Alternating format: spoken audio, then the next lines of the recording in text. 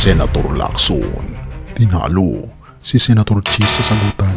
Senator Cheese hindi nakasagot. Halika, atin itong pag-usapan mga kaibigan. We're here in plenary. Maski po basahin natin na 100 beses ang ating rules of the Senate, wala pong supplementary application sa ating rules. Bago natin ipagpatuloy kaibigan, siya nga pala ang Great Controversy na isa sa mga pinaka-kontrobersyal na libro dahil tumutukoy ito sa mga propesiya sa libro ng Daniel at Revelation na nagaganap na sa panahon natin ngayon bago ang pagdating ng ating Panginoong Diyos ay pinamimigay na namin ng libre sa pamamagitan ng PDF. At ito ay nasa limited lamang na panahon kaya i-click mo sa description sa baba upang ma-avail mo kaibigan ang napaka-importanteng libro ito na magbubukas sa iyo sa mas maliwanag mong hinaharap. Purihin ang ating Panginoong Diyos at tayo magpatuloy. Senator Lacson tinalo sa tila debate kay Senator Cheese. Hindi nakapalag, pinasa pa kay Marcoleta. Kung debate lang ang labanan, sino ang tunay na hari? Marami ang nag-aakala na si Senate President Cheese Escudero dahil sa kanyang talino at bilis ng sagot ay laging panalo sa sagupaan ng mga salita. Pero sa pagkakataong ito, iba ang nangyari. Halika, atin itong panoorin. Paano wala tayo pong guidelines? Kasi wala po sa rules natin yung motion to dismiss. So anong guidelines ang susundin natin? Ang hindi inaasahan. Habang nasa mainit na talakayan, sunod-sunod ang punto ni Senator Ping Lacson. Direkta, klaro, walang palikoy-likoy. Pero si Senator Cheese, nagulat ang lahat, tila hindi makasagot. Panoorin pa natin ito. Indeed, there might not even be anything to dismiss. Marami ang naghintay sa kanyang trademark na witty rebuttal. Pero sa halip na sagutin ng direkta si Lacson, inikot-ikot niya ang usapan. And the procedure would be more properly to archive, similar to what we have done in the past, so that these proceedings will still be made part of the Senate's records. But we will cross that bridge once we put it to a vote, Mr. President. I go back to my previous question, Mr. President. Anong gagawin natin sa motion to dismiss? How do we deal with it? Ang pag-iwas, imbes na dumiretso kung saan-saan dinala ni Senator Cheese ang argumento, para bang nais niyang ilihis ang spotlight pero hindi nakaligtas sa matalim na mata ng mga nanonood at sa mga tanong ni Senator Ping Lacson. At dahil tila wala siyang matibay na panglaban, tila pinasa niya ang bola kay Marcoleta. We are in plenary as a legislative body. We're not an impeachment court. So yun ang tanong ko po, Mr. President. Yun ang essence ng aking parliamentary inquiry. The predisposition of the chair is what I stated, but subject of course to the wisdom of plenary. Maybe here from Senator Marcoleta with respect to his ideas, given that he is the proponent of the motion. Ang pagtalo ni Marcoleta, dito na naging mas exciting. Maraming nag-isip, ito na, si Marcoleta na ang sasagip kay Cheese.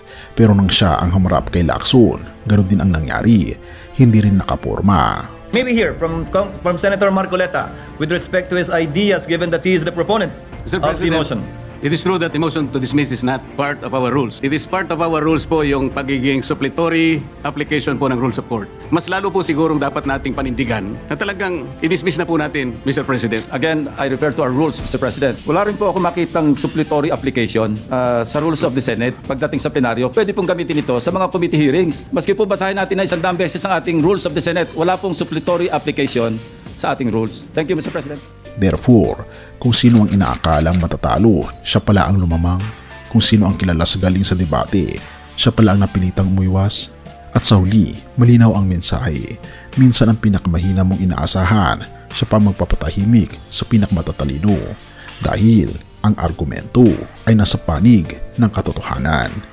Sa buhay natin, iisa lang ang tunay na hindi kayang tapatan ng kahit sinong tao.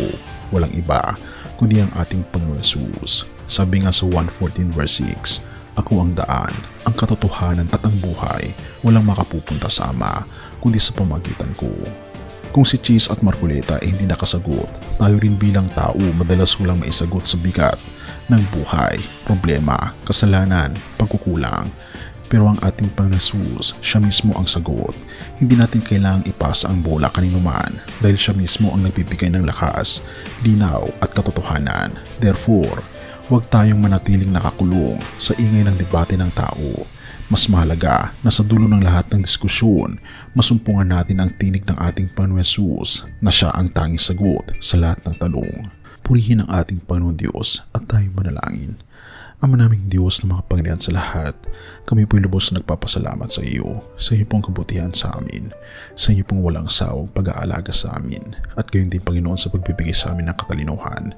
Tulungan niyo po kami Panginoon na laging maging tapat sa inyo, na sa inyo po namin ilalagak ang lahat ng aming katalinuhan, sapagkat sa aming kapangmangan Panginoong Diyos, ay ibibigay niyo po ang inyong pong katalinuhan na malaman kung ano po ang nararapat namin gawin bilang mga anak po ninyo.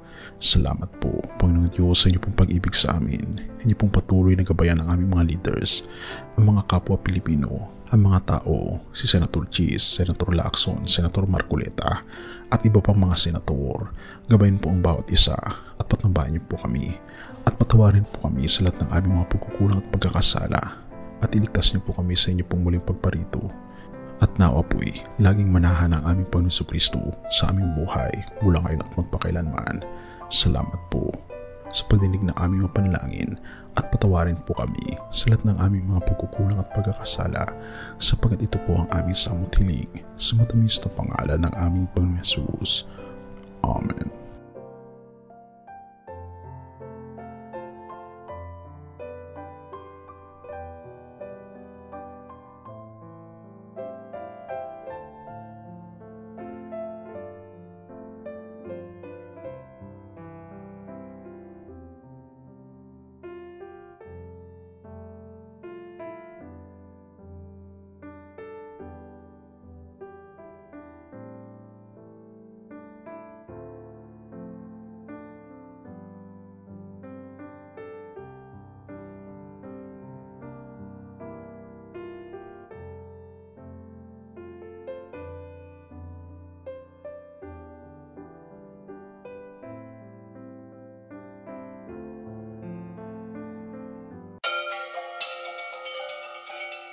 Bago natin ipagpatuloy kaibigan, siya nga pala ang Great Controversy na isa sa mga pinaka-kontrobersyal na libro dahil tumutukoy ito sa mga propesiya sa libro ng Daniel at Revelation na nagaganap na sa panahon natin ngayon bago ang pagdating ng ating Panginoong Diyos ay pinamimigay na namin ng libre sa pamamagitan ng PDF at ito ay nasa limited lamang na panahon kaya i-click mo sa description sa baba upang ma-avail mo kaibigan ang napaka-importanteng libro nito na magbubukas sa iyo sa mas maliwanag mong hinaharap.